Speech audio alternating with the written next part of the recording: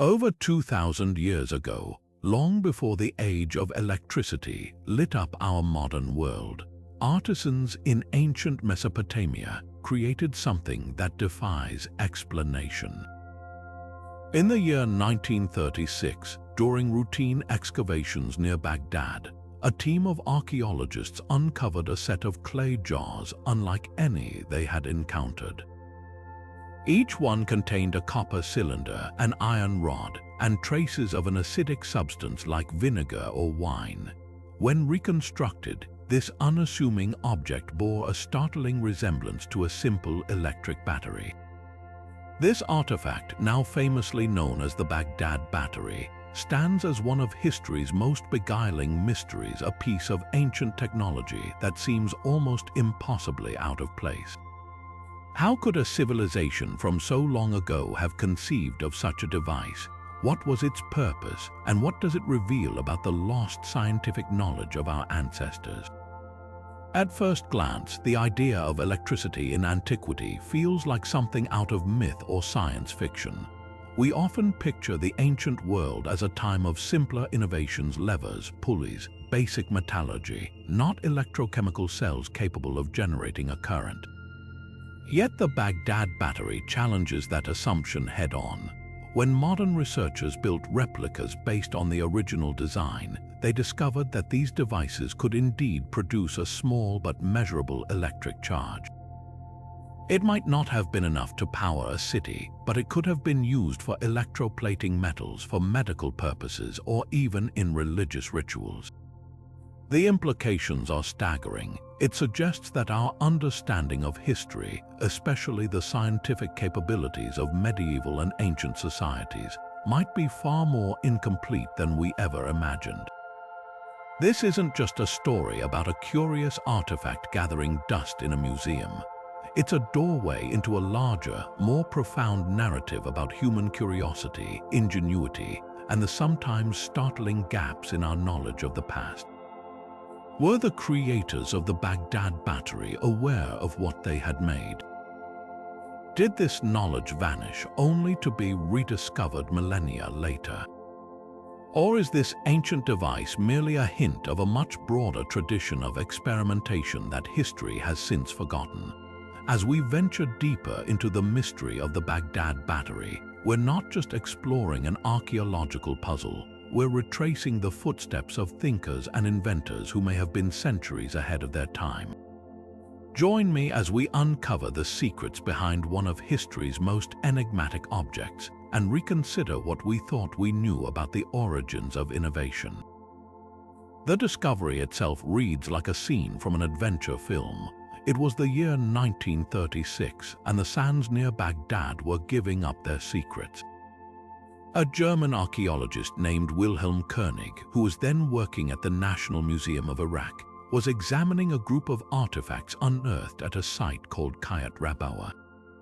The objects were found in a Parthian-era ruin, a civilization that flourished between the 2nd century B.C. and the 2nd century A.D., placing them firmly in a period we consider ancient. Among the typical finds of pottery and everyday items was a collection of rather peculiar clay jars. Each was about the size of a man's fist, sealed with a plug of asphalt. Inside, Koenig found a rolled sheet of copper that formed a cylinder, and within that, a single iron rod. The asphalt seal had clearly held both rods in place, insulating them from the copper tube. Most intriguing of all, the inside of the jars showed signs of corrosion and contained residues of a once liquid substance. Koenig's initial reaction was likely one of profound confusion. This assembly didn't resemble any known religious icon, storage container, or piece of jewelry from that era. Its construction was too deliberate, too specific to be a mere coincidence. Why carefully seal an iron rod inside a copper cylinder inside a jar unless it was designed to hold something? The acidic residue provided the critical clue. When Koenig or later researchers considered the combination of two dissimilar metals suspended in an acidic electrolyte, be it vinegar, wine, or lemon juice, the penny dropped. This wasn't just a sealed jar, it was a primitive yet functional electrochemical cell. The leap to calling it a battery wasn't an exaggerated modern assumption. It was a logical conclusion based on the object's design, a design that mirrors the basic principles of a galvanic cell, which wasn't formally invented until the late 18th century by Luigi Galvani and Alessandro Volta. The label stuck because it was, quite simply, the most accurate description available. This was a device purpose-built to create a chemical reaction that would result in a flow of electrons, an electric current. The voltage would have been small, maybe 1 or 2 volts per jar, but as any enthusiast will tell you, connecting several of these cells in series could have produced a significantly stronger charge. In that moment of recognition in a museum storeroom, a simple clay pot was transformed from a curious oddity into an archaeological anomaly that threatened to rewrite our understanding of ancient technological prowess.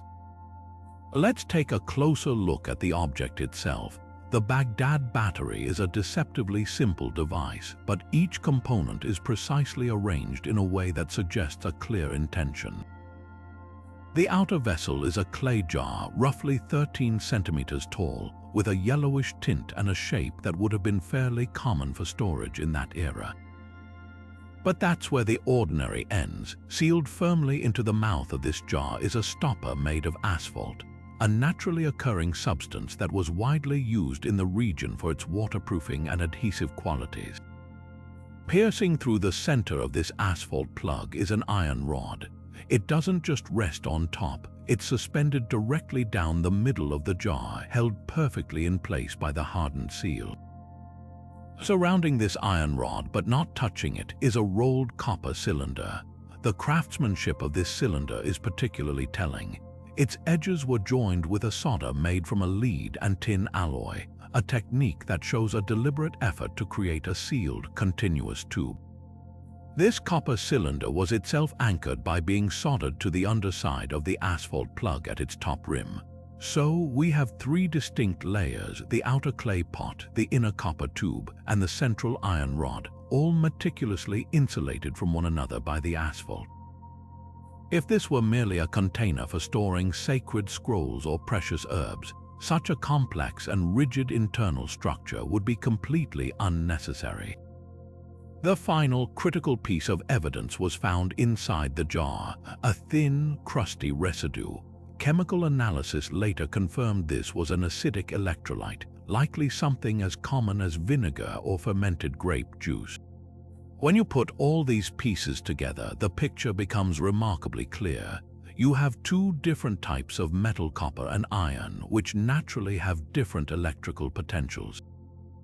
They are kept separate by an insulator, the asphalt, but both would have been submerged in the same acidic liquid. This creates the perfect conditions for a basic electrochemical reaction. The acid would have slowly eaten away at the iron rod, causing electrons to flow through the acidic solution to the copper cylinder. If you were to connect a wire between the iron and the copper, a small but consistent electric current would flow. This isn't a matter of wild speculation. It's a straightforward application of principles that would not be formally understood by science for another 1800 years. The design is too specific, too perfectly aligned with the function of a battery to be a mere coincidence. To truly appreciate the mystery of the Baghdad Battery, we need to step into the world of its creators. The artifact was found in a context that dates it to the Parthian period, a sprawling empire that ruled from approximately 250 B.C. to 224 C.E. This was not some obscure, isolated culture. The Parthian Empire was a formidable superpower, a direct rival to Rome that controlled the Silk Road and became a colossal hub of trade and cultural exchange. Goods, ideas, and technologies flowed through its cities, connecting the East and the West in ways that were unprecedented for the time. When we examine Parthian technology, we see a society of incredible practical ingenuity. They were master metallurgists known for their sophisticated iron and steelworking, and their artisans produced breathtakingly intricate jewelry, often gilded with thin layers of gold. This practice of gilding is particularly fascinating because it dovetails with one of the most compelling theories for the battery's use, electroplating. The basic concept is straightforward. You use a small electric current to draw metal particles from a solution and bind them to the surface of an object. With a few Baghdad batteries linked together, a Parthian artisan could have theoretically electroplated a silver statue with a fine, even layer of gold, creating a dazzling effect that would have been incredibly valuable and seemingly magical. This wasn't beyond their technical understanding. It was an extension of the chemical and artistic processes they had already mastered. Beyond their craft, the Parthians were also renowned for their openness to knowledge. Their capital, Ctesiphon, was a melting pot where Greek, Persian, Indian, and Chinese scholars and ideas intermingled. We know they preserved and built upon earlier Babylonian and Hellenistic scientific knowledge, particularly in fields like astronomy and medicine. The ancient Greeks, whose influence was still felt in the region, had experimented with static electricity using amber and fir. Is it so difficult to imagine that Parthian thinkers, in this vibrant atmosphere of intellectual curiosity, might have stumbled upon the principles of electrochemistry? They wouldn't have explained it with our modern terms like electron transfer, but they could have understood it as a unique chemical reaction with a tangible, useful effect, a faint tingle, a mysterious ability to transfer metal, or even a novel sensation for healing or ritual. This historical context doesn't definitively prove the battery's purpose, but it transforms the object from an utter impossibility into a plausible, if astonishing, innovation from a sophisticated and technologically capable civilization. So the design, as we've seen, is perfectly suited for it, but the real question is, does it actually work? To answer that, we have to turn from archaeology to basic chemistry. The principle at play here is what we now call an electrochemical reaction, and it's the same fundamental idea behind the very first modern batteries invented in the 18th century. At its heart, it's a surprisingly simple process. When two different types of metal are placed in an acidic solution, a chemical reaction occurs. One metal, the more reactive of the two, begins to dissolve. In this case, that's the iron rod. As the acid, let's say vinegar, attacks the iron atoms, it knocks electrons loose. These freed electrons need somewhere to go, and they naturally flow through the acidic liquid towards the less reactive metal, which is the copper cylinder. This movement of electrons is by definition an electric current. If you were to connect the iron rod and the copper cylinder with a wire on the outside, you would complete the circuit, and that tiny current would flow through it. This isn't a theoretical idea, it's a reproducible scientific fact. Modern researchers, from pioneering Egyptologist and experimental archaeologist Walter Koenig in the 1930s to numerous others since, have built precise replicas of the Baghdad Battery. They filled them with electrolytes that would have been readily available to the Parthians, such as vinegar, grape juice, or even lemon juice. The results were consistent and clear. These replicas do indeed generate a voltage. Each individual cell produces a modest but measurable current, typically between 0.8 and 2 volts. Now, on its own, that's not a lot of power.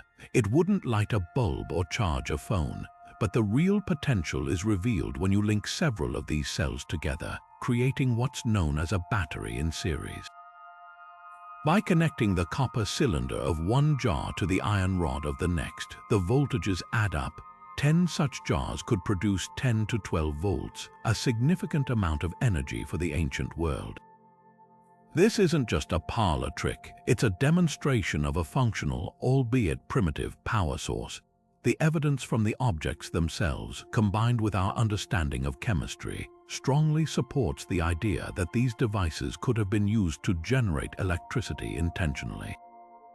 The hypothesis isn't based on wild speculation, but on the very clear and deliberate design of the artifact, which aligns perfectly with the principles of electrochemistry. The real test of any historical hypothesis, however, comes not just from theoretical analysis but from putting it into practice. This is where the field of experimental archaeology takes center stage, moving beyond dusty museum shelves and into the workshop to physically reconstruct the past. The most famous of these hands-on investigations began in the 1940s with an American engineer named Willard F. M. Gray. After reading about Wilhelm Koenig's theory, Gray was fascinated and decided to see for himself if the ancient design could actually work. He didn't have access to the original artifacts, so he built his own version based on the published descriptions. He used a clay jar as the outer vessel, a copper cylinder, and an iron rod, sealing it all with a plug of asphalt or bitumen. For his electrolyte, he chose a substance the ancients would have had in abundance, grape juice. When Gray connected his voltmeter to the copper and iron terminals, the needle moved.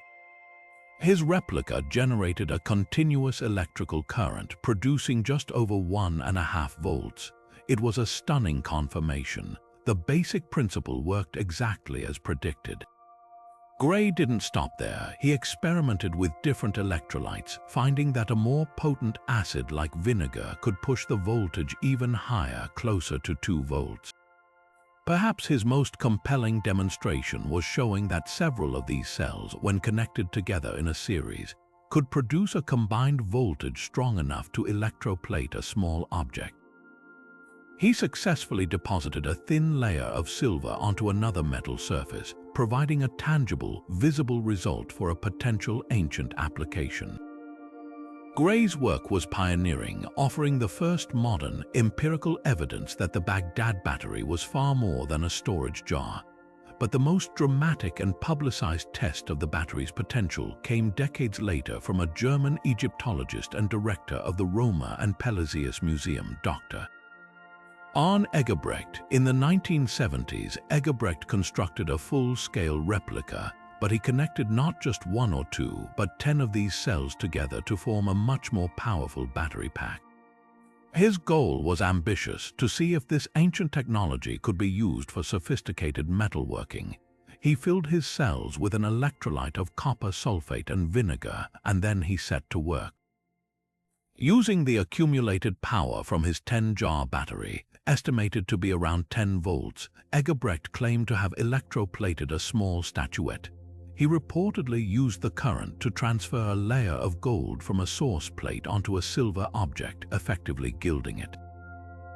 The experiment was a media sensation, seemingly offering undeniable proof that ancient artisans could have used such a device to create the exquisite gold-plated artifacts we find in museums. While some details of Egebrecht's methods were later questioned and the original statuette from the experiment has been lost, his work captured the public imagination and pushed the debate firmly into the mainstream, demonstrating that the concept was not only plausible but practically achievable with the materials of the time. So what could this modest but verifiable electric current have been used for? The most cited and experimentally supported theory is electroplating. This is the process of using electricity to bond a thin layer of a precious metal, like gold or silver, onto the surface of a less valuable object, such as a copper or iron statue. We know for a fact that the Parthians, along with neighboring cultures like the Egyptians and Mesopotamians, produced stunning gilded artifacts. The conventional explanation has always been that they used mercury-based amalgams, a dangerous and toxic process. But the discovery of the battery opens up a fascinating alternative. A series of connected cells could have provided just enough current to slowly draw gold particles from a solution and deposit them evenly onto a statue, creating a flawless, durable gilding that would have seemed nothing short of miraculous. This isn't just modern speculation. As we've seen, experimenters have successfully used replica batteries to achieve exactly this, proving its technical feasibility with the materials and knowledge available at the time. Beyond the workshop, another compelling possibility lies in the realm of ancient medicine. The same tingling sensation we feel from a low-voltage current could have been interpreted as a powerful healing or magical force. The writings of ancient Greek and Roman physicians describe using the natural electric charge of torpedo fish, a type of electric ray, to numb pain and treat ailments like gout or headaches. They would have patients stand on the live fish in shallow water to receive jolts of electricity for therapeutic relief. If Mediterranean doctors were harnessing bioelectricity, it is entirely plausible that their Parthian contemporaries in a region renowned for medical advancement might have discovered a way to generate a similar effect artificially. A small voltage from one of these jars, perhaps applied through two metal rods, could have produced a localized numbing sensation, offering relief from pain, or being used in religious rituals to create a sense of divine contact or otherworldly energy. It would have been a mysterious and potent tool in the healer's arsenal. We must also consider the potential for ritual and spectacle. In an age where priesthoods held immense power, controlling a phenomenon as inexplicable as a faint glow or a mysterious force would have been a potent demonstration of authority. Imagine a dimly lit temple. A priest brings forth a sacred statue, perhaps of a god, and connects it to a hidden series of these clay jars. When a devout follower is instructed to touch it, they feel a strange vibration or a slight shock, an undeniable sensation of power flowing from the divine icon. Alternatively, if the current were applied to a metal object in a solution, it could have produced a subtle but visible electrochemical glow, enough to amaze and terrify onlookers. In a world before science explained such phenomena, this would not be seen as a trick of chemistry but as genuine magic or a direct conduit to the gods, a tool for reinforcing faith and ensuring the loyalty of the populace.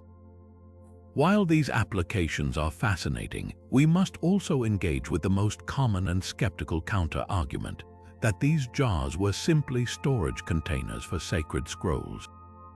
It is true that similarly sized vessels have been found holding papyrus or parchment documents, rolled up and sealed inside for protection.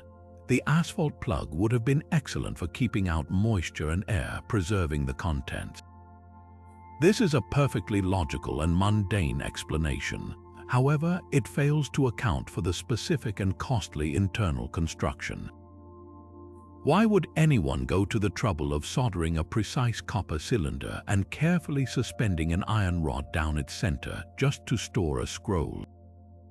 A simple clay jar with an asphalt lid would have sufficed, and indeed, many such jars have been found without any metal components at all.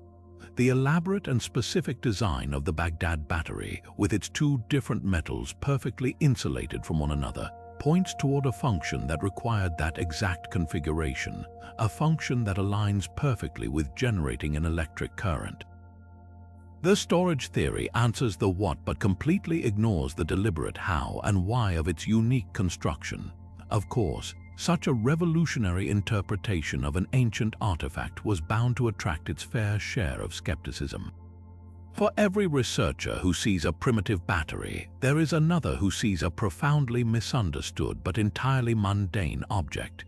The most prominent alternative theory, and the one most frequently put forward by mainstream archaeologists, is that these jars were nothing more than secure storage containers, likely for holding precious scrolls. We know that the Parthians and their predecessors, the Seleucids, used scrolls made of papyrus or parchment for important religious and administrative texts. Sealing such a document inside a clay jar with an asphalt plug would have been an excellent method of preservation, protecting the contents from the damaging effects of moisture, insects, and air. In fact, other jars from the same period and region have been discovered containing rolled scrolls, making this a well-documented practice. From this perspective, the internal metal components are not electrodes at all. The iron rod could simply be a convenient axle around which a precious scroll was rolled, and the copper cylinder might be nothing more than a protective case to prevent the fragile document from being crushed. The acidic residue inside could then be explained as the remnants of an organic adhesive, a sealing wax, or even just the natural decay of the scroll itself over centuries. Another compelling skeptical argument focuses on the complete absence of any associated equipment that would suggest electrical use. If these devices were truly ancient batteries, where are the wires? Where are the electrodes, the connecting leads, or any artifacts that might have been plated?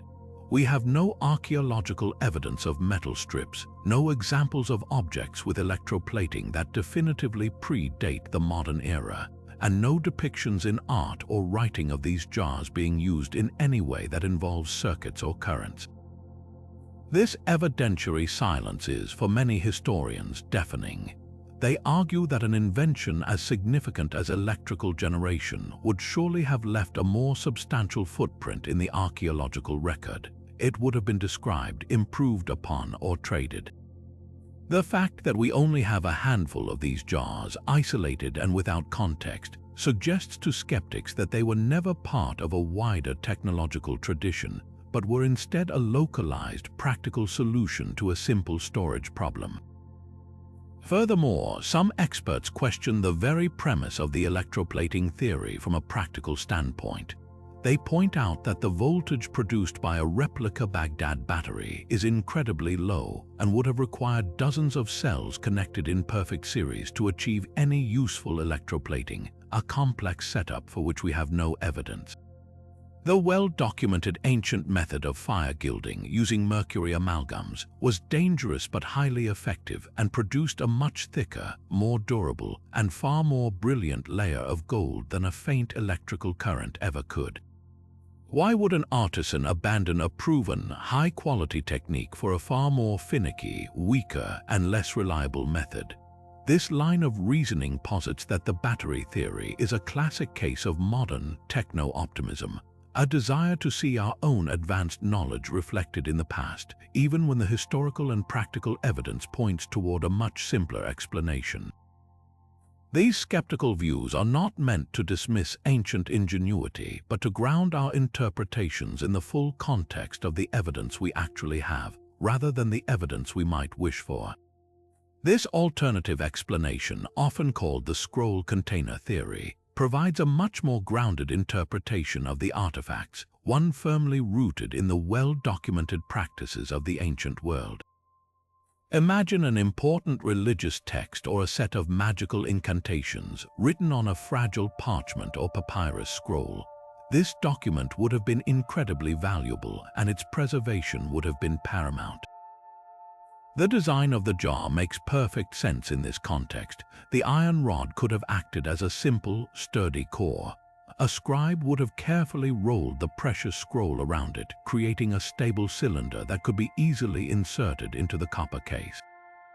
This metal tube then served as a protective sheath, shielding the delicate document from being bent, crushed, or damaged by pressure.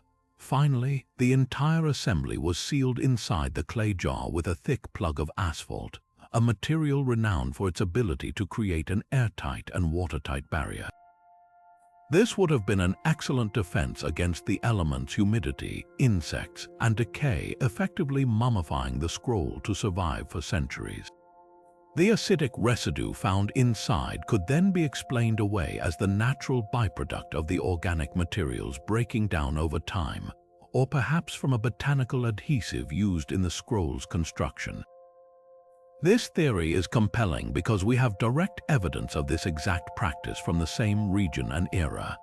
The famous Dead Sea Scrolls, for instance, were stored in clay jars, some of which were also sealed with asphalt or pitch, and this discovery was made just a few years after the Baghdad find.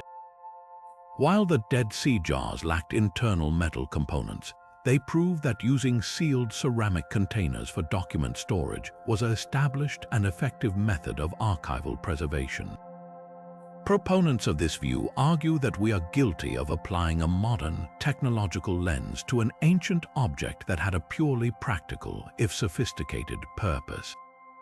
They suggest that our fascination with electricity has caused us to over-engineer the explanation for what is essentially a very clever and durable library box. In their eyes, the Baghdad Battery is not an anomaly but a premium example of ancient information technology designed to protect words, not to generate power. Yet, even this seemingly solid theory isn't without its own set of complications. If the sole purpose was to protect a scroll, the construction appears unnecessarily complex and resource-intensive. Creating a soldered copper cylinder would have required significant metallurgical skill and expense. An iron rod, while common, was still a valuable commodity. For most scrolls, a simple jar with a tight-fitting lid, or a jar with a wooden or ceramic inner cylinder, would have been perfectly sufficient and far more common.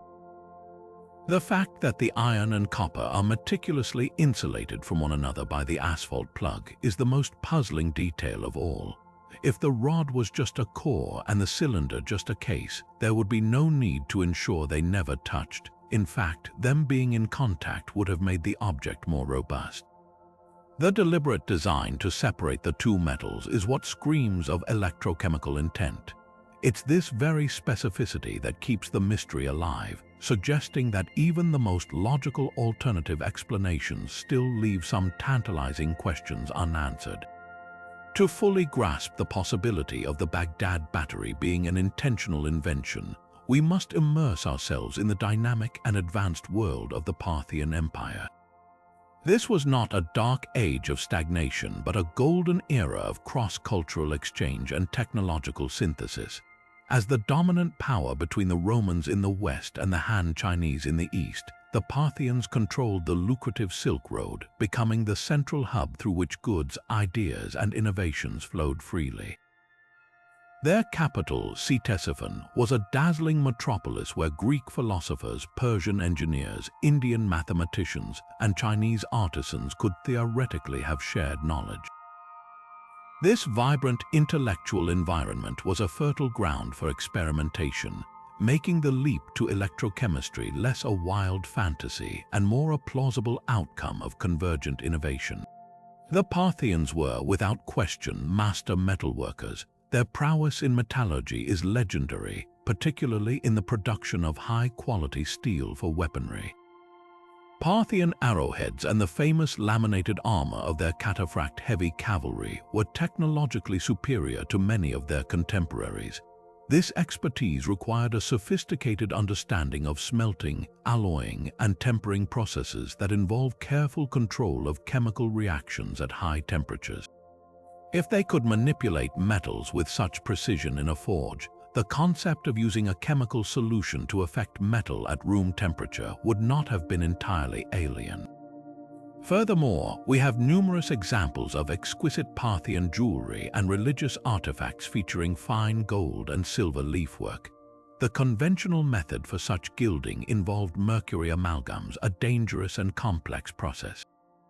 The existence of the battery suggests they may have been exploring a safer, more controlled method, using a mysterious force to achieve a similar and perhaps even superior result. Beyond the forge and the jeweler's bench, Parthian engineering marvels extended to hydraulics and mechanics on a grand scale. They constructed sophisticated underground irrigation systems known as kanats, which were vast networks of tunnels that tapped into groundwater and transported it for miles across arid landscapes using only gravity. The planning and execution of these projects required an advanced understanding of geology, physics, and hydraulic pressure.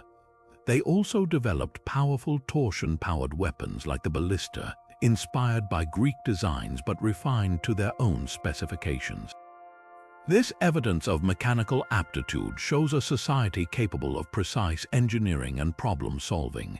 Creating a battery with its requirement for a sealed container, a suspended internal mechanism, and an acidic electrolyte aligns perfectly with this culture of intricate craftsmanship and empirical tinkering. It represents a different application of the same fundamental skills, understanding materials, controlling an environment, and harnessing a natural force for a specific purpose. The critical question is whether this could have been an intentional discovery or merely a happy accident. Imagine a Parthian artisan's workshop.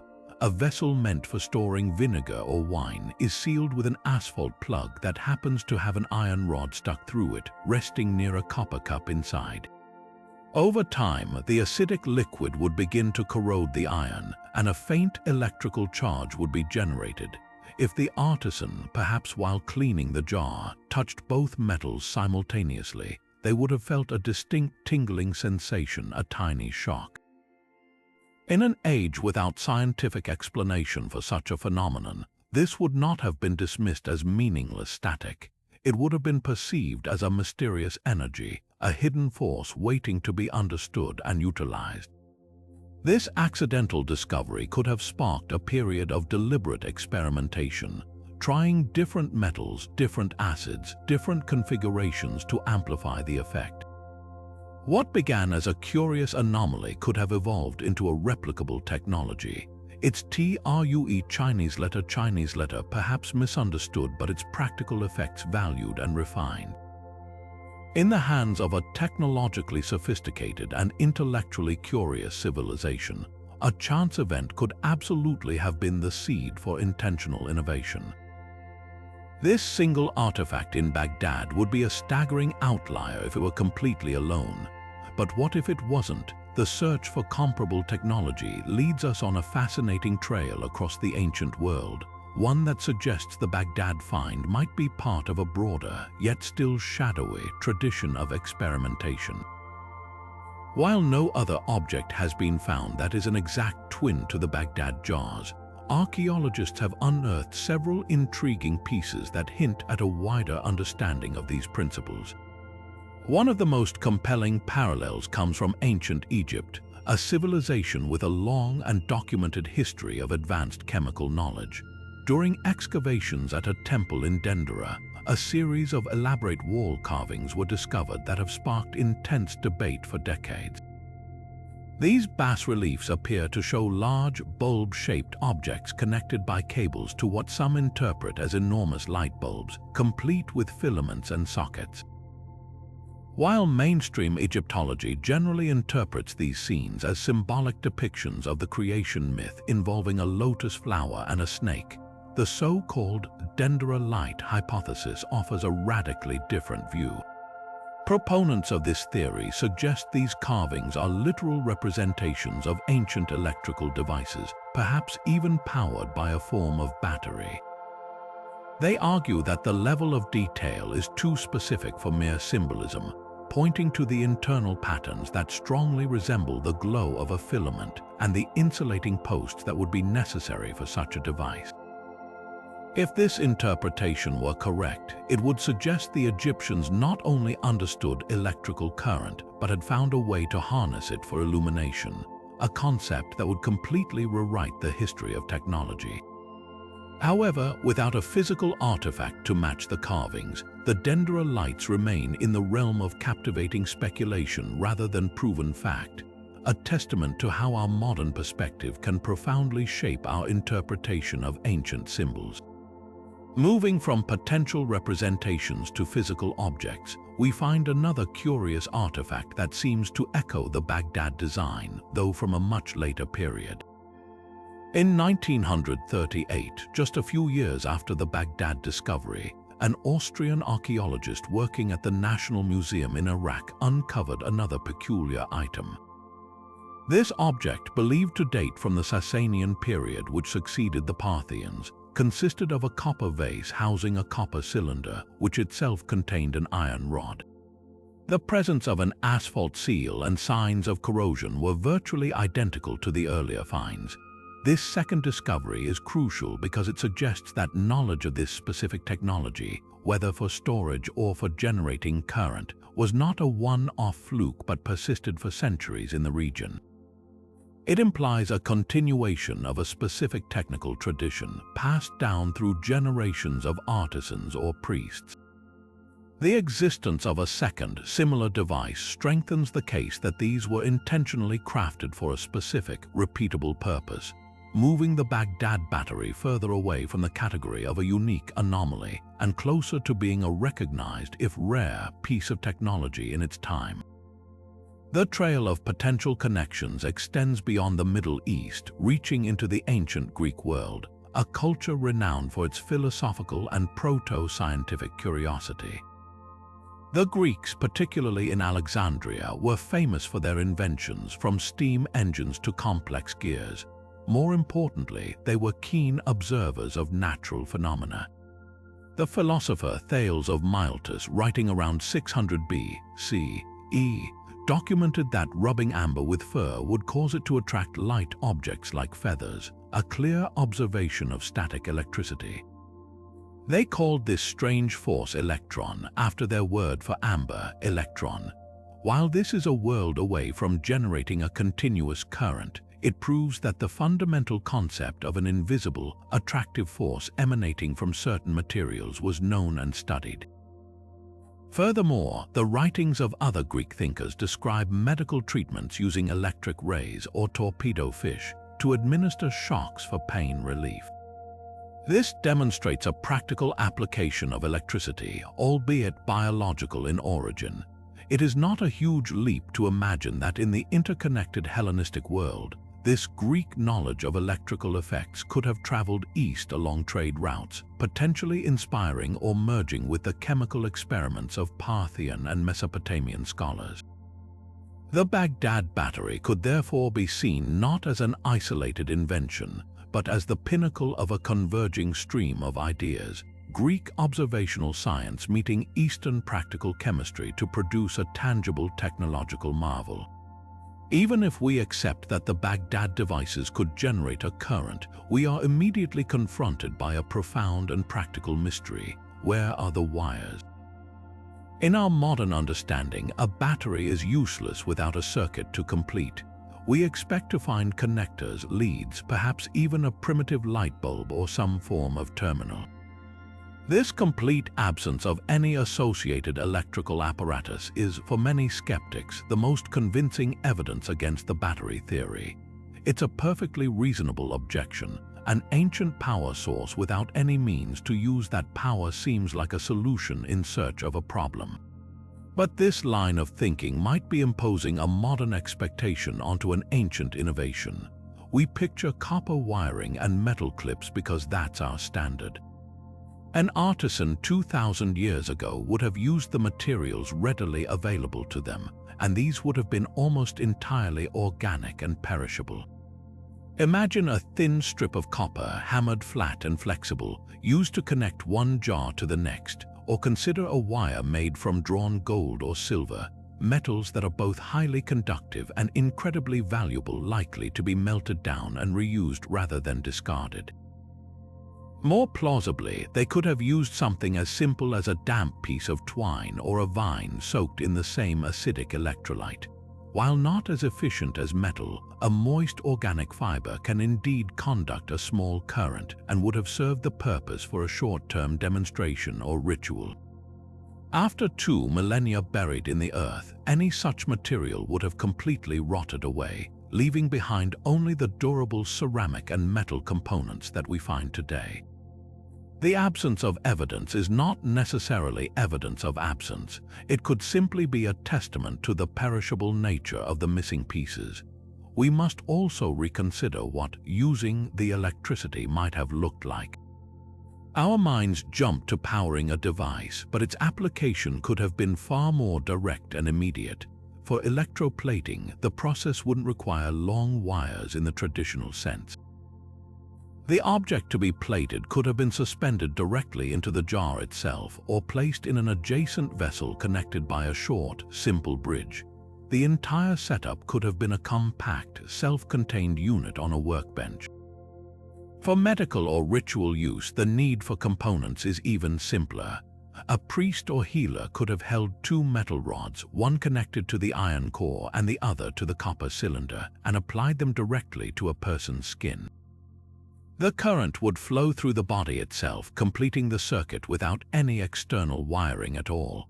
The only components needed would be the 2 metal probes, which would be indistinguishable from any other common rods or styluses found in an archaeological context. The search for complex ancillary equipment might be missing the point entirely. The genius of the device could be its stunning simplicity, a technology that required nothing more than the jar itself and a direct touch to unleash its mysterious effect. This logistical challenge forces us to expand our definition of what constitutes evidence. We are searching for the wrong things if we only look for modern-looking electrical accessories. Instead, we should be looking for contextual clues in the artifacts we already have. The very design of the battery hints at a connection system. The asphalt seal that holds the iron rod is not flat, it is domed, rising above the rim of the clay jar. This creates a small, protected space above the electrolyte. The top of the iron rod and the solid edge of the copper cylinder would have been exposed in this tiny, insulated chamber. This is not an accidental feature, it is a perfect design for facilitating a connection. A wire could have been easily wrapped around the iron rod or pressed against the copper lip, held in place by the snug fit of the asphalt plug. This design element suggests the creators anticipated the need to access the terminals, further supporting the idea that the jar was meant to be part of a larger apparatus, even if that apparatus was made of materials that time has erased. To find potential proof for the electroplating theory, we must turn our attention away from the batteries themselves and toward the exquisite art they might have helped create. The Parthian and subsequent Sasanian empires were renowned for their breathtaking metalwork, particularly their gilded silver. Museums around the world display stunning silver vessels, statuettes, and ceremonial objects from this era, often adorned with intricate patterns of gold. For generations, historians and archaeologists assumed these were crafted using the well-documented technique of mercury amalgam gilding or fire gilding. This complex process involves mixing gold with mercury to create a paste, applying it to the object, and then heating it to vaporize the mercury, leaving behind a layer of gold fused to the surface. However, a closer examination of some of these artifacts has revealed details that don't quite align with that traditional explanation. Fire gilding, while effective, typically produces a relatively thick, somewhat uneven layer of gold. The heat required can also cause minor imperfections, and the process leaves behind microscopic traces of mercury within the gold layer itself. But on certain pieces, the gilding is astonishingly thin, perfectly even, and shows no evidence of the heat exposure or mercury residue associated with the amalgam method.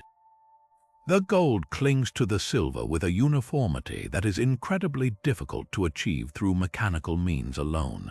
This has led some materials scientists and archaeologists to propose an alternative finishing technique, electroplating. The process of electroplating, even at a primitive level, produces a characteristically different result.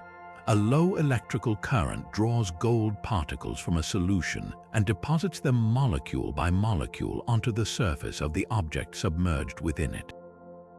This creates a layer that is exceptionally thin, remarkably even, and bonds to the metal at a microscopic level without the need for intense heat.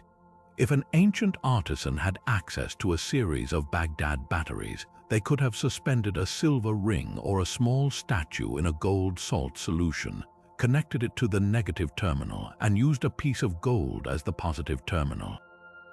Over time, a near-perfect, microscopically thin layer of gold would have been transferred. This isn't just theoretical. Modern experiments using replica batteries have successfully achieved exactly this effect, proving it was possible with the technology of the time. One compelling piece of artifactual evidence often cited is a collection of gilded silver vessels from the Sasanian period, which succeeded the Parthians.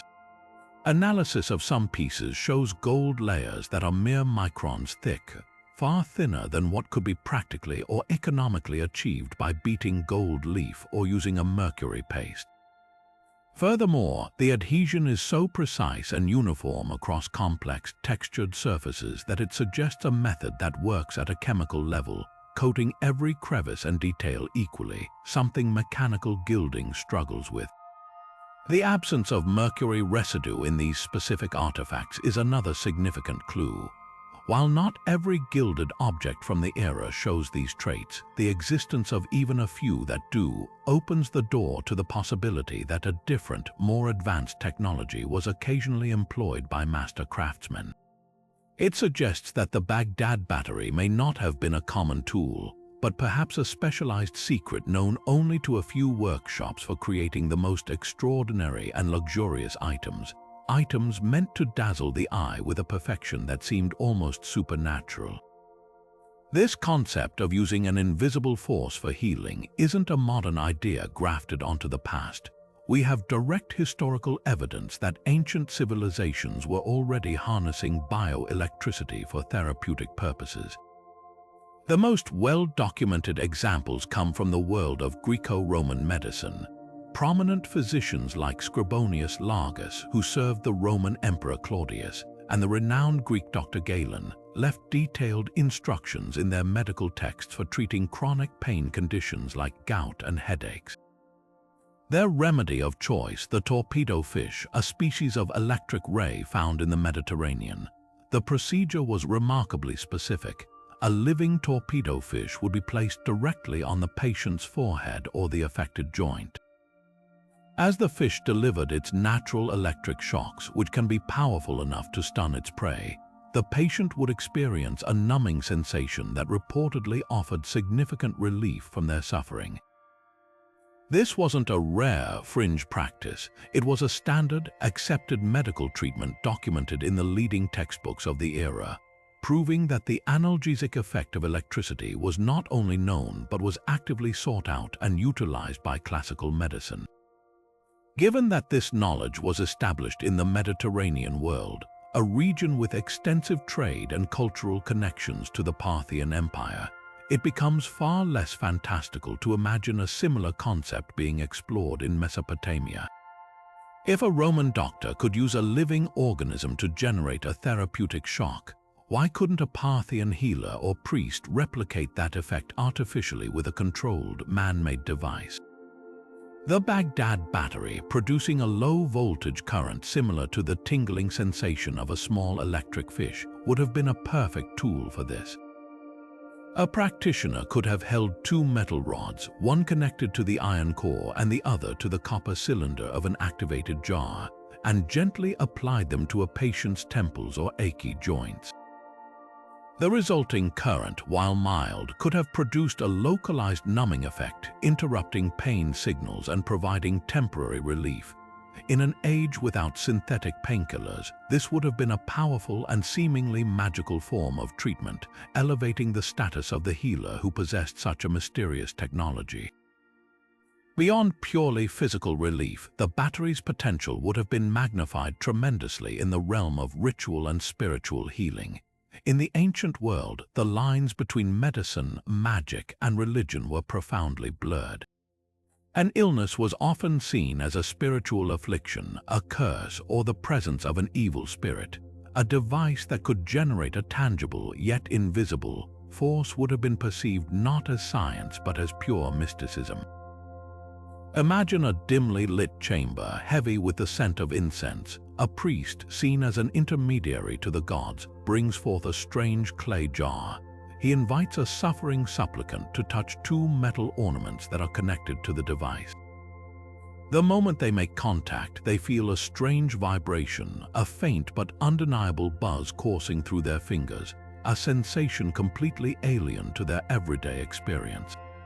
For the priest, this is a demonstration of divine power channeled through a sacred object. For the believer, it is irrefutable proof that a supernatural force is acting upon them, perhaps driving out the evil spirit causing their illness through a divine shock. The psychological impact of such an experience, the potent combination of belief and a tangible physical sensation, could have had a profound placebo effect, making the treatment feel genuinely effective.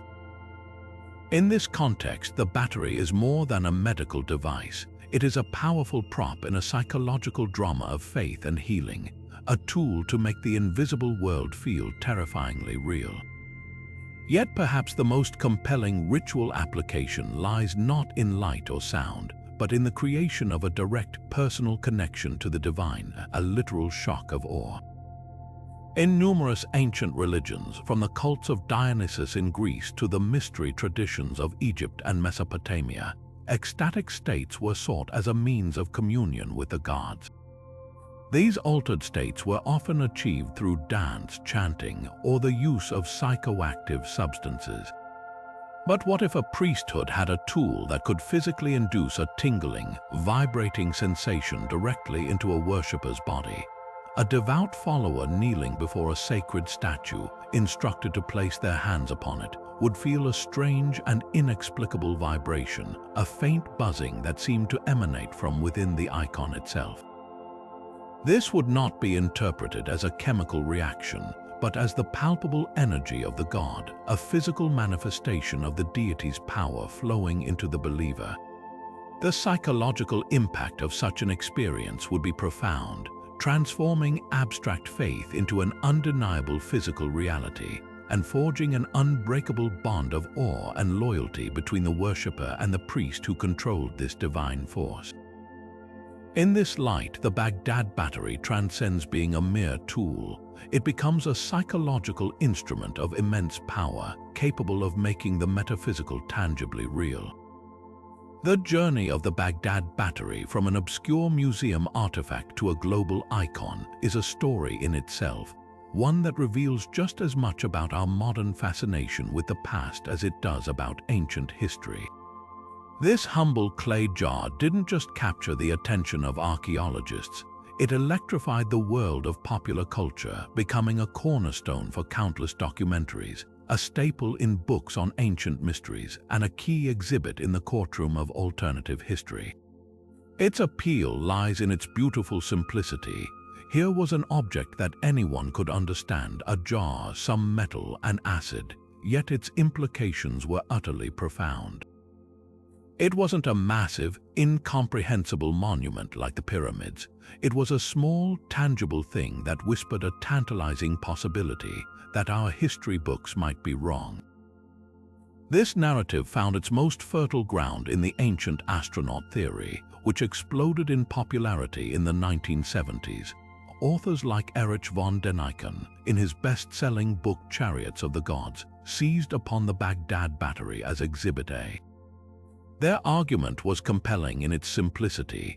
If ancient people couldn't possibly have invented electricity on their own, then the knowledge must have come from elsewhere, specifically from advanced extraterrestrial visitors. In this framework, the battery was no longer a testament to human ingenuity, but became a piece of alien technology, a forgotten component from a starship's toolkit or a gift from sky gods to primitive mankind. Television documentaries, always in search of a captivating mystery, amplified this idea, often pairing dramatic music and CGI animations of the battery powering alien devices, presenting speculation as tantalizing fact. The battery's very ambiguity made it the perfect protagonist for these stories, because its purpose wasn't definitively proven. It could be reimagined to fit any number of spectacular narratives. But the allure extends far beyond little green men. The battery resonates deeply with a broader and more poignant cultural desire, the wish for a lost golden age. The idea that ancient civilizations possessed wisdom that has since been forgotten or suppressed is a powerful and enduring myth. It suggests that humanity has somehow fallen from a greater state of knowledge, and that artifacts like the Baghdad Battery are scattered clues waiting to be pieced together to reveal a grander, more magnificent past. This taps into a certain distrust of mainstream institutions, a sense that academia is too rigid or arrogant to accept revolutionary ideas. The battery becomes a symbol of rebellion against the established narrative, a piece of evidence proving that our ancestors were far more sophisticated than we give them credit for. This isn't just about electricity, it's about reclaiming a sense of wonder and possibility from a history that can sometimes feel neatly categorized and thoroughly explained. Mainstream media has played a complex role in this process. While serious historical documentaries on channels like the BBC or PBS approach the battery with careful skepticism, many popular science and history shows lean heavily into the mystery. They often frame the segment with provocative questions, did the ancients have power?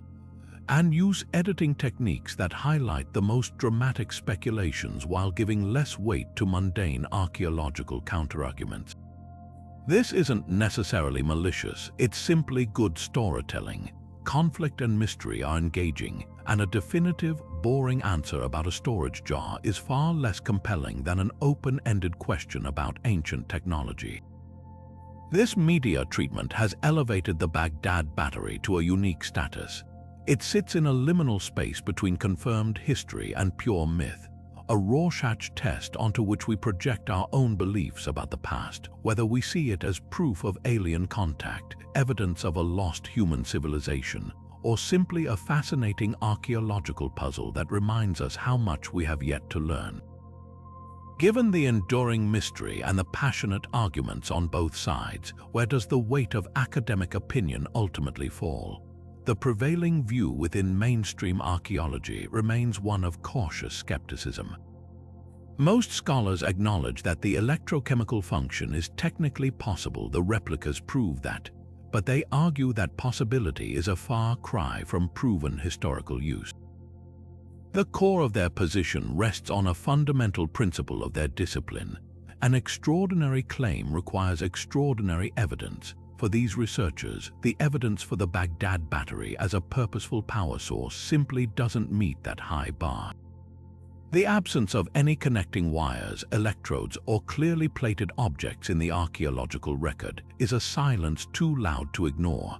If this was a widespread technology, they reason, we should have found more than a handful of jars and some ambiguous residue. This skepticism isn't born from a desire to diminish ancient ingenuity, but from a rigorous methodology that prioritizes context and corroboration. Archaeologists are trained to interpret objects within their find site, among the other artifacts they were buried with.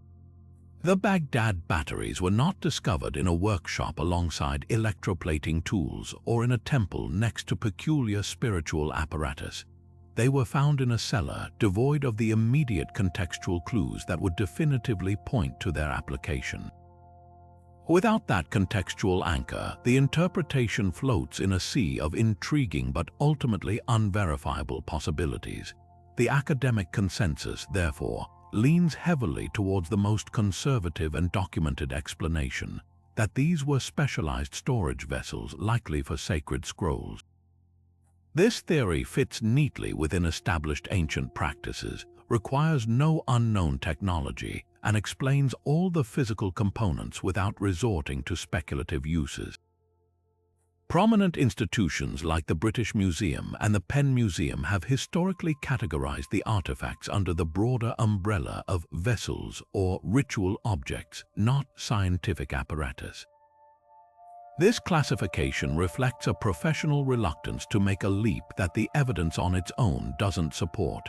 For every researcher who points to the thinness of certain gilded layers, another can point to advanced mechanical gilding techniques that could achieve similar results.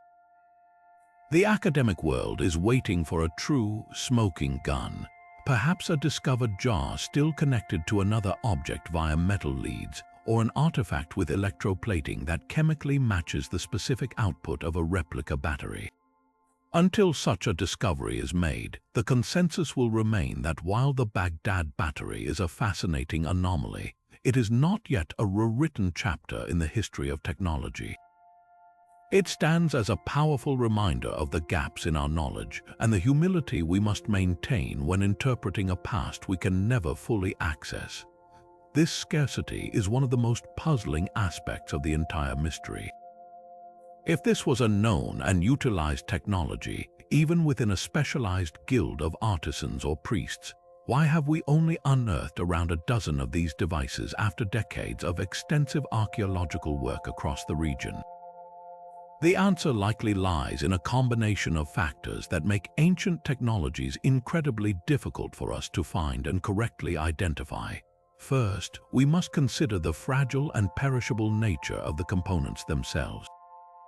The most telling parts of a complete electrical system, the connecting wires, would almost certainly have been made from organic materials. Think of moistened flax or palm fiber cords, thin strips of animal hide, or even metal wires that were too valuable to leave behind and were instead melted down for reuse. In the damp, saline-rich soils of Mesopotamia, these materials would have completely disintegrated over the centuries, leaving behind only the durable ceramic jars and the more robust metal cores. Without these connective tissues, a Baghdad battery, once its asphalt seal is broken, would look like nothing more than a jar containing a random assortment of scrap metal. This is a critical point. We may have actually found many more of them, but they were misclassified as broken storage vessels or simply as undecipherable scrap. Their true purpose lost the moment they were pulled from the earth in fragments. The context of their original use also plays a huge role in their survival. If these devices were indeed highly specialized tools, perhaps even considered sacred objects, they would not have been commonplace items discarded in everyday trash pits. They might have been kept in temple treasuries, royal workshops, or the private kits of master artisans, places that were often the first targets for looters in times of war or societal collapse. When a city like Ctesiphon was sacked, its most valuable and intriguing objects were either carried off as plunder or destroyed in the chaos. A curious set of clay jars with metal insides might have been dismissed as worthless by invading soldiers searching for gold and jewels, left to be shattered and scattered beyond recognition. Their very specialization, the very thing that makes them so fascinating to us, could have been the reason so few survived intact. Furthermore, the knowledge of how to construct and use them may have been a closely guarded secret, an arcane bit of knowledge held by a very small, elite group. This wasn't a technology for the masses. It was potentially the pinnacle of a specific craft, understood by only a handful of people in any given generation. When that lineage was broken by war, famine, or simply the failure to find a suitable apprentice, the knowledge vanished almost overnight. The physical objects no longer understood or valued would have been discarded, broken, or repurposed. Their components might have been salvaged, the copper cylinders melted down for other projects, the iron rods reforged into nails or tools. What we find today, then, could be the rare survivors, the few devices that were somehow overlooked, hidden away, or lost in a manner that protected them from both the elements and human recycling. The handful of Baghdad batteries in museum cases may not represent a widespread technology, but the last fleeting echo of a forgotten art, a secret that died with its last keeper. This vibrant spirit of hands-on investigation didn't end in professional labs. It exploded into the digital age, finding a new home on YouTube and in the workshops of citizen scientists around the world. Amateur historians and curious creators, armed with clay, copper, and a driving sense of wonder, have taken the mystery of the Baghdad battery into their own hands, transforming their channels into virtual laboratories of ancient technology. Their experiments, documented in real time for millions of viewers, have brought a new level of transparency and public engagement to this centuries-old debate, moving it from academic journals into the living room. The sheer variety of these modern recreations is a testament to the artifact's enduring fascination. Some builders strive for absolute historical accuracy, sourcing specific types of clay and using only tools and materials that would have been available to a Parthian artisan. They painstakingly form the jars on a potter's wheel, carefully roll their own copper cylinders, and seek out natural sources of asphalt for the seal. Others take a more pragmatic, let's see if this works approach, using off-the-shelf terracotta pots, copper piping from the hardware store, and lemon juice or vinegar as a readily available electrolyte. This spectrum of methodology is actually its greatest strength. By testing the design under both ideal and practical conditions, these creators explore the full range of its possible functionality. The results, captured on camera for all to see, are often genuinely exciting. A typical video builds suspense as the creator assembles the components, often explaining the electrochemical principles at play in simple, accessible language. The climax always comes when the leads of a multimeter are touched to the iron rod and the copper cylinder. The moment the digital readout flickers to life, showing a voltage of nearly 1 volt or more, is a small but powerful thrill. It visually and irrefutably demonstrates the core premise: the design works. Beyond just measuring voltage, many creators push the experiments further. They connect multiple jars in series, showing the voltage climbing with each additional cell, and then use that accumulated power for practical demonstrations. We see them electroplate a simple copper coin with a shimmering layer of silver, the metal slowly depositing over hours of footage condensed into a mesmerizing time lapse. Others explore its potential for medical or sensory use, cautiously touching the terminals to their tongue to describe the distinct metallic tang and faint buzz of the current. These YouTube experiments have done more than just prove a point. They have democratized the scientific process. They allow viewers to follow along with every success and failure, from jars that crack during sealing to electrolytes that prove too weak. This transparency builds a unique form of credibility and makes the science feel accessible. It encourages viewers to think, "I could try that myself," fostering a deeper, more personal connection to the historical mystery. Furthermore, this global community of enthusiasts collectively troubleshoots and refines the design, sharing tips on the best sealants, the most effective electrolytes, and the optimal way to connect the cells. In doing so, they are collectively building a body of practical knowledge about the artifact's potential, contributing a modern, open-source dataset to a debate that has often been confined to scholarly circles. They are not just replicating history, they are actively participating in it, testing the boundaries of ancient ingenuity with every new video they post. What makes the Baghdad Battery so profoundly captivating is not merely the question of whether it worked, but the staggering implication behind its existence, the haunting possibility that our ancestors' technological journey was not a straight, upward line, but a series of peaks and valleys, with brilliant flashes of insight often fading into obscurity, only to be painstakingly rediscovered. Generations later, this single artifact becomes a powerful symbol for a much larger and more humbling concept, the idea of lost knowledge. Throughout history, humanity's relationship with innovation has been fragile, subject to the ravages of time, war, and social collapse. What if the battery isn't an isolated anomaly, but a rare surviving glimpse into a whole category of technologies that were developed, utilized, and then utterly forgotten, sometimes for millennia? We have clear, documented examples of this phenomenon occurring throughout history, where a sophisticated understanding of a concept was achieved, only to vanish from the common record. The Antikythera mechanism, recovered from an ancient Greek shipwreck, is a stunningly complex astronomical calculator made of interlocking bronze gears. Its intricate design, which could predict planetary movements and eclipses, represents a level of mechanical engineering that would not be seen again until the clocks of the 14th century. For over 1,000 years, that knowledge of precise gearing was simply lost. Similarly, Roman concrete, a building material so durable that it has survived 2 millennia of seawater erosion, was a technological secret that modern engineers are still trying to fully reverse engineer. Its recipe and method of preparation disappeared with the fall of the empire. These aren't obscure theories, they are physical proof that advanced technological knowledge can indeed be misplaced, leaving behind only fragments that hint at a greater, vanished whole. In this broader context, the Baghdad Battery fits a recognizable pattern. It suggests that the fundamental principles of electrochemistry might have been stumbled upon not once, but potentially multiple times across different cultures and eras, each discovery remaining isolated and ultimately ephemeral.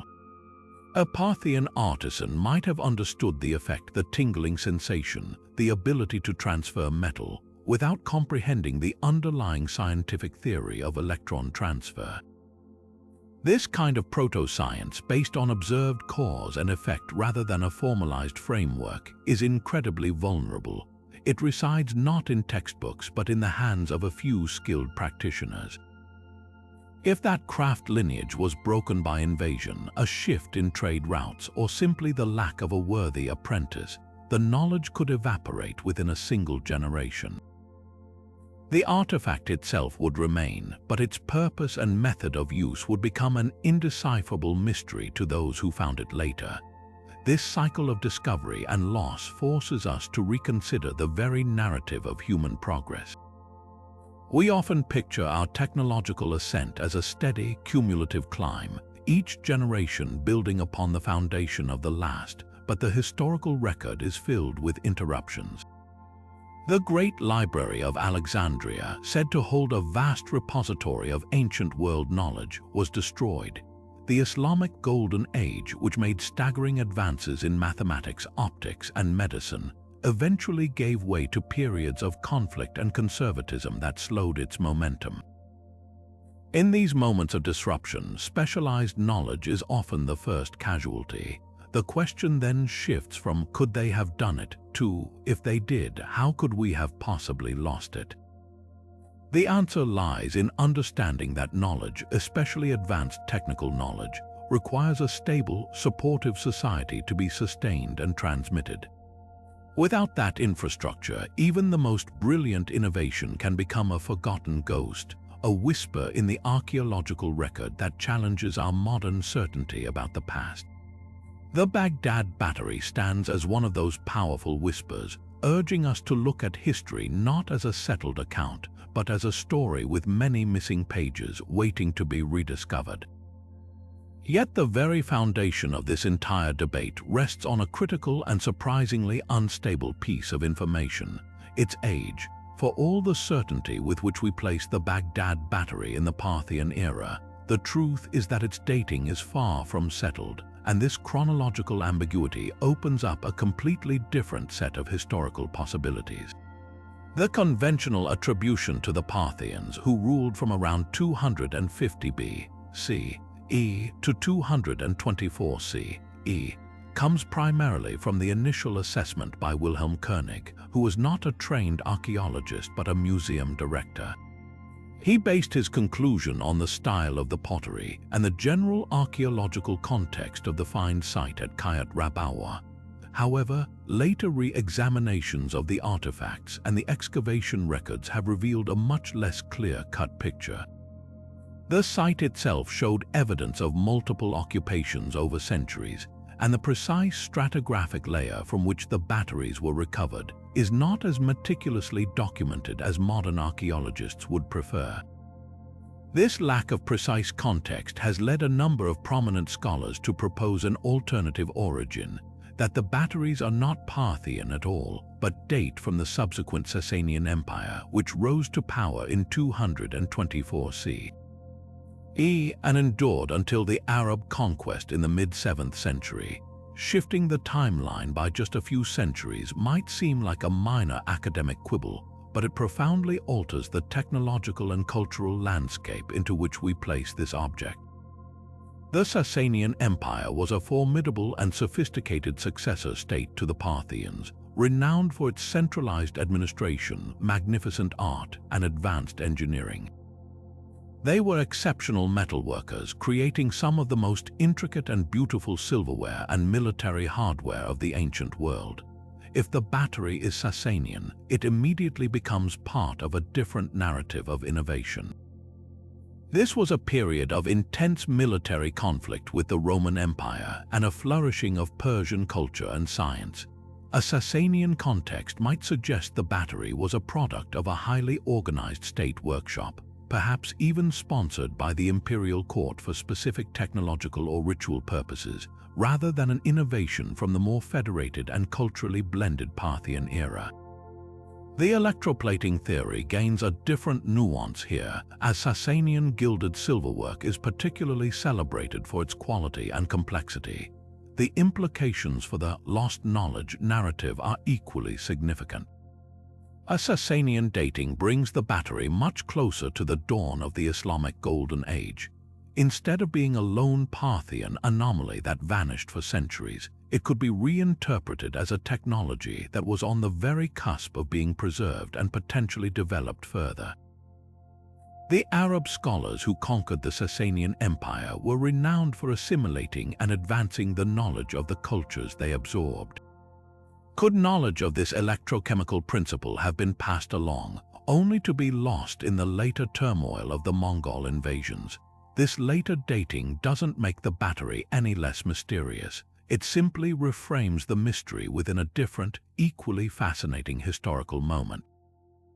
It moves the goalposts, forcing us to ask not if a Parthian could have invented it, but why a Sasanian engineer, with all the resources of a powerful empire at their disposal, would create such a device and then leave so little evidence of its use.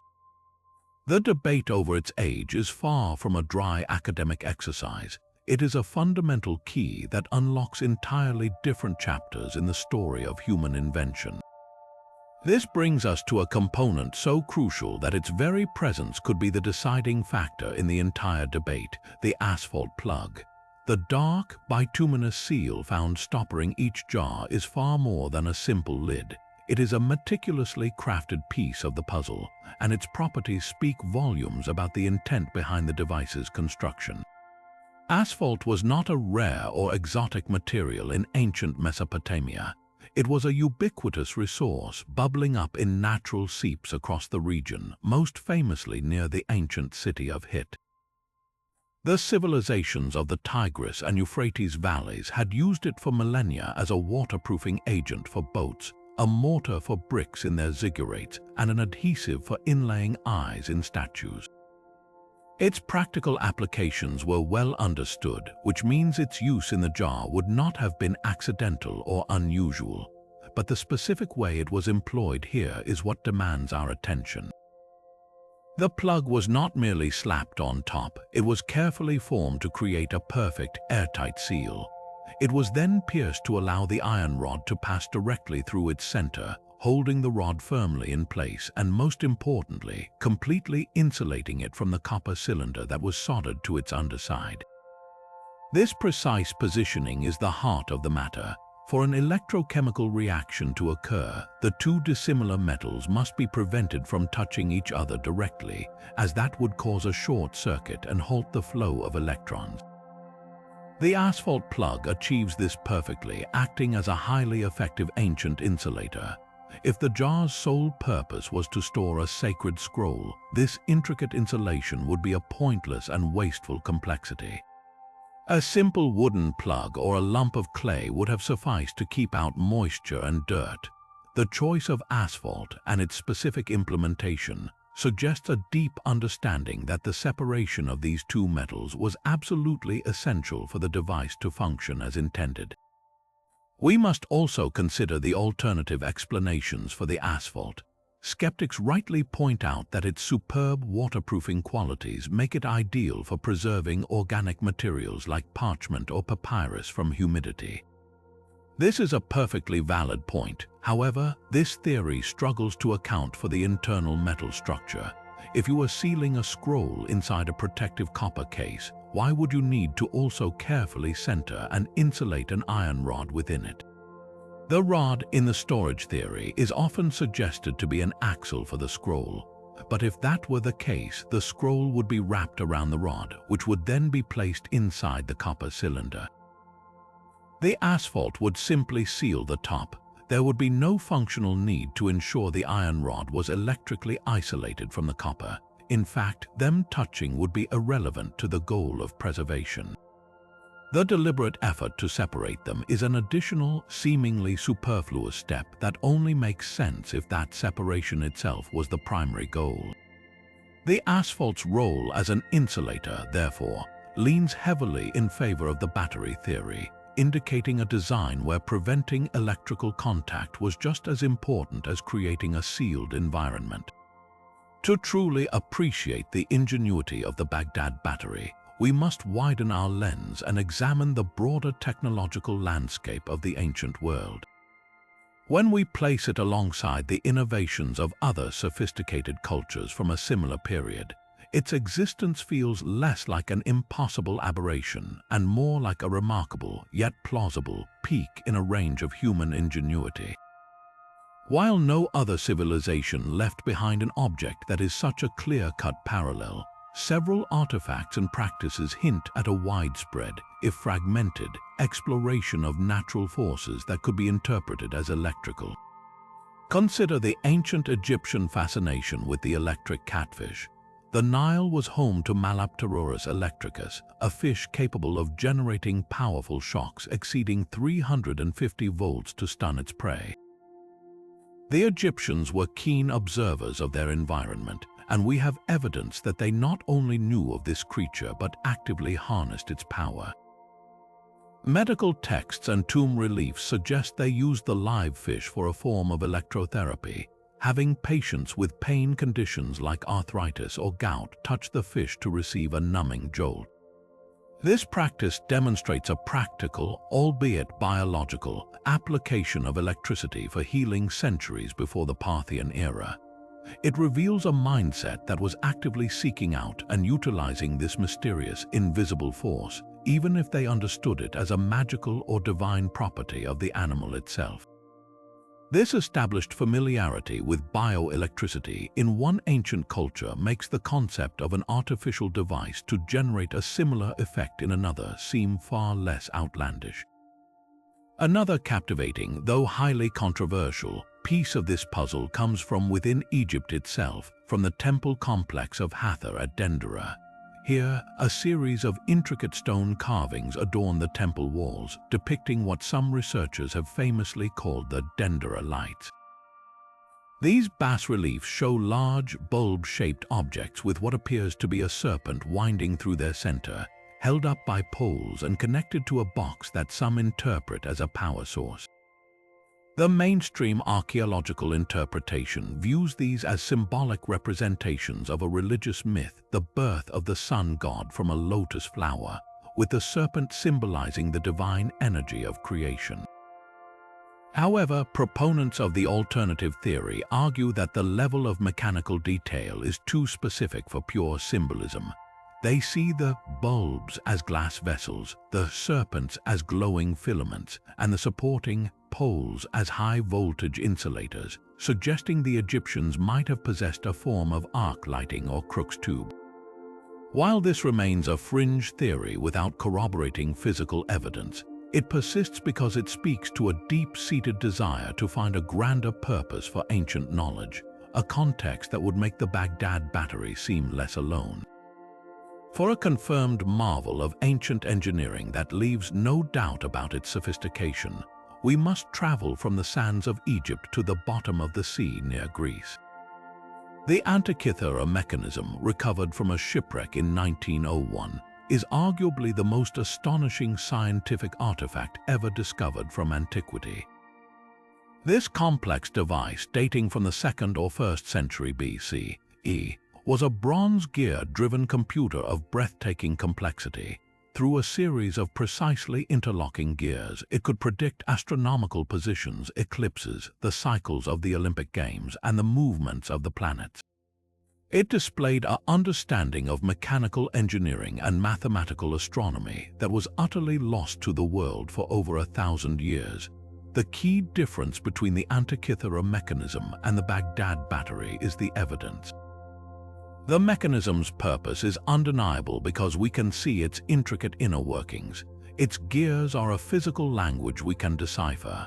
The battery's purpose is debated because its potential output electricity is invisible and its components are simple, leaving its application open to interpretation. Yet, both objects force us to confront the same humbling reality, that the ancient world was capable of conceptual leaps we once thought impossible, and that our timeline of invention is riddled with forgotten chapters. Looking even further east, we find intriguing hints of energy manipulation in ancient India. Early Sanskrit texts such as the Agastya Samhita describe methods for constructing what some have interpreted as primitive electrical cells. One passage details the placement of a copper plate inside an earthenware pot, covered with a copper sulfate solution and an iron disc, which would indeed create a basic galvanic cell capable of generating a current. While these texts are difficult to date precisely and their descriptions are open to allegorical interpretation, they contribute to a pattern of cross-cultural curiosity about chemical reactions and their tangible effects. In China, during the Han Dynasty, which ran concurrent with the Parthian Empire, experiments with magnetism were leading to the invention of the first compasses. This mastery of lodestone, understanding its invisible field to navigate the physical world, represents another branch of exploring nature's hidden forces. It was a different path than electrochemistry, but it sprang from the same root, a desire to observe, understand, and harness the fundamental energies of the world. When we place the Baghdad Battery within this global tapestry of ancient innovation, its story becomes richer and more complex. It ceases to be a singular, inexplicable outlier and transforms into a potential representative of a certain kind of genius, one focused on practical, small-scale chemical manipulation rather than grand mechanical computation. The Antikythera mechanism shows us the heights of Hellenistic gear-based engineering. The Egyptian and Greco-Roman use of electric rays shows a practical application of bioelectricity. The Baghdad Battery, whether for plating, healing, or ritual, could represent a parallel path, the exploration of voltaic electricity, of creating a controlled current through chemical means. Its isolation in the archaeological record may not mean it was the only device of its kind, but rather that it is the sole survivor of a fragile and specialized technology, a lone testament to a line of experimentation that, unlike the knowledge behind the Antikythera mechanism, never found its way into a written tradition that could preserve it. It stands as a powerful reminder that technological advancement is not a single, linear path but a branching tree, with some branches growing strong and others, like this one, remaining fragile and easily lost to time. Perhaps the most haunting question raised by the Baghdad Battery is not how it worked, but why its promise seems to have simply vanished. If this was a genuine technological leap, a deliberate harnessing of electrochemical energy, why did it not ignite a revolution, evolve into more powerful cells, or become a cornerstone of Parthian or Sasanian industry? The answer likely lies in a complex web of factors that stifled innovation, a story not of failure but of context where a brilliant spark was simply not enough to start a lasting fire. Consider first the immense societal and cultural priorities of the ancient world. These were empires built on agriculture, conquest, and monumental architecture. The primary drivers of innovation were immediate and practical: stronger metals for weapons and armor, better mathematics for taxation and astronomy, more durable materials for construction and storage. A device that produced a faint tingling sensation or a very slow, thin layer of gold plating would have been a fascinating novelty, but it likely paled in comparison to the urgent need for improved irrigation canals, fortified walls, and efficient administrative systems. In a world without a conceptual framework for electricity, no theory of electrons, no understanding of circuits, this effect would have been categorized as a curious chemical trick, a form of sacred magic, or a specialized artisan's secret, rather than a fundamental force waiting to be harnessed. Its applications would have been incredibly niche, limiting its appeal and the number of minds devoted to its improvement. Without a broader scientific community to share and build upon the discovery, it remained an isolated craft technique, vulnerable to being lost as soon as that particular workshop closed or that lineage of masters failed to find a suitable apprentice. We must also confront the brutal realities of history in the region. Mesopotamia is often called the cradle of civilization, but it is also a land that has witnessed near constant waves of invasion, conquest, and societal collapse. The Parthian Empire fell to the Sasanians, who were in turn overthrown by the sweeping forces of the Arab conquest in the 7th century. Each of these seismic shifts involved the sacking of cities, the destruction of libraries and temples, and the dispersal of intellectual and artisan classes. Knowledge that was not widely distributed or written down in durable, multiple copies stood an extremely high chance of being obliterated. A technology known only to a small guild of metalworkers in Ctesiphon, could have been utterly erased in a single raid, its practitioners killed or enslaved, and its tools melted down for scrap. The periods between these upheavals were often brilliant golden ages, but they were fragile. The technology of the battery may not have failed. Rather, the civilization that nurtured it may have been interrupted one too many times, severing the thread of transmission and leaving behind only a few physical clues of what was once understood. Furthermore, the materials themselves tell a story of limitation. While the battery worked, its power output was undeniably weak. Scaling it up to perform more impressive feats would have presented immense practical challenges.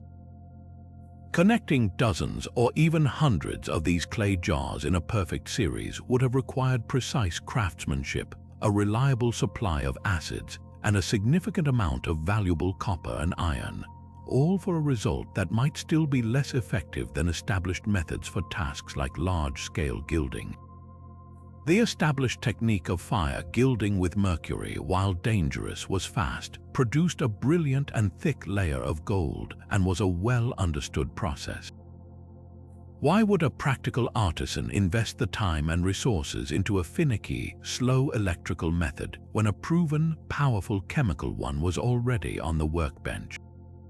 The battery may have represented a technological dead end, not because it was a bad idea, but because the material science of the time could not advance it to a point where it clearly outperformed the existing alternatives.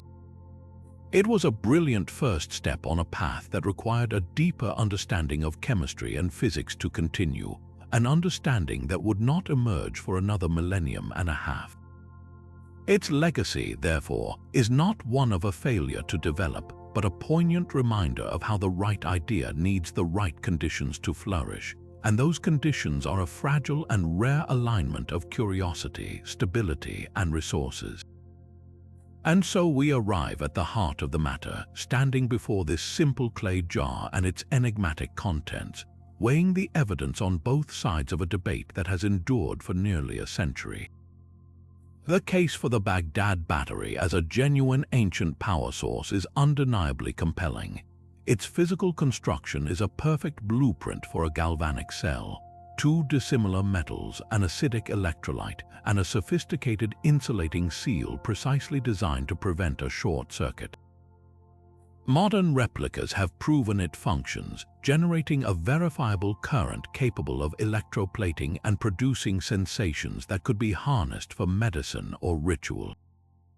This wasn't a one-off fluke. A second similar device was found, suggesting a persistent technological tradition. When placed against the backdrop of the ingenious Parthian and Sasanian empires, master metalworkers and engineers in a hub of cross-cultural exchange, the idea that they could have stumbled upon this principle feels less like fiction and more like a historical possibility we've simply yet to fully accept. Yet, the skeptical view presents a formidable and equally rational counterargument. The absence of any ancillary equipment, wires, connected objects, or clearly electroplated artifacts is a profound silence in the archaeological record. The scroll storage theory provides a perfectly logical, well-documented alternative use that aligns with common ancient practices, making the battery hypothesis seem like an extraordinary claim without the extraordinary evidence to definitively support it.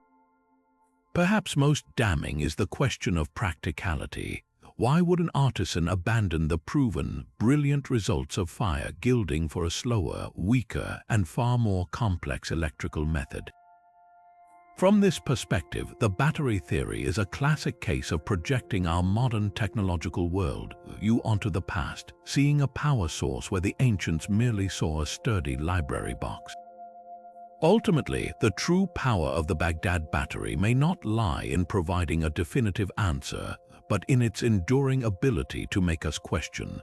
It is a powerful symbol of the vast, silent gaps in our understanding of history, a humbling reminder that the past is not a neatly solved puzzle but a dynamic, fragmented story.